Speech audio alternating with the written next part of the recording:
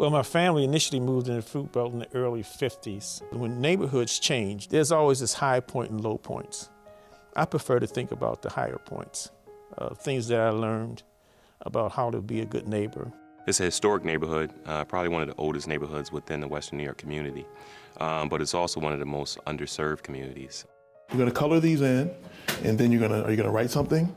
Our youth need character building, and mentoring. We do that. They also need homework help. And what we want to make sure is that our kids don't just have a faith base. They can actually be employed. They can give back to their community. The Buffalo Niagara Medical Campus has known from its inception that it needed to and it wanted to engage with its surrounding communities. They knew that they wanted to have a dialogue with them on substantive issues that would relate to both of them. Areas like jobs, housing, public access, streetscaping, artwork, all of those became grist for positive discussions that I think a real partnership has forged. My father purchased this business in 1960, and that was when it was a lot of employment here. When you see a lot of development, that means dollars, and to me it means progress, and I just wouldn't like to see us left out of it. Now that we have a structure, we have a process, how do we effectively facilitate dialogue? So if you turn to page 20 in your participant workbook. The program itself is actually helping these leaders develop different leadership traits, some from things simple as how to hold an effective meeting, budgeting, how to engage major institutions such as BNMC, UB.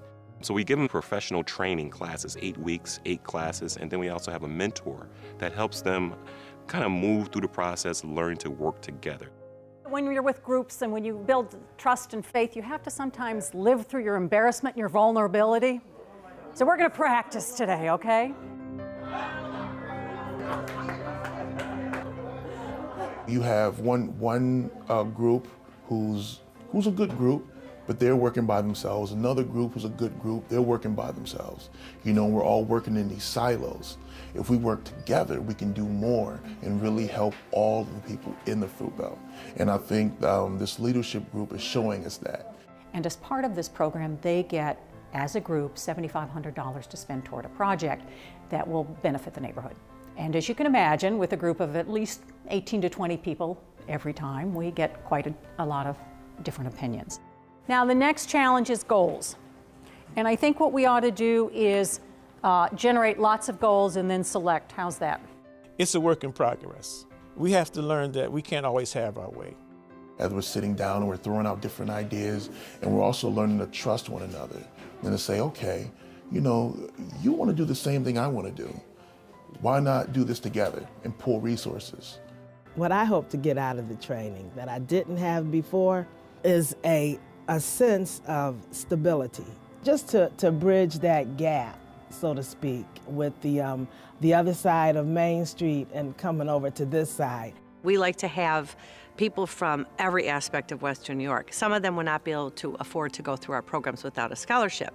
What we can do is help introduce them to the other people in our network and make sure that they can grow and they can prosper and they can expand their networks to be successful. The medical campus has a great potential to bridge the city of Buffalo.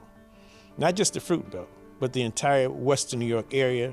Our selfish interest is when we need to communicate to that neighborhood, we'll have a body of representatives that fairly represents that community. So on one end, we're building leaders. On the other end, we're building partners that we can work with moving forward.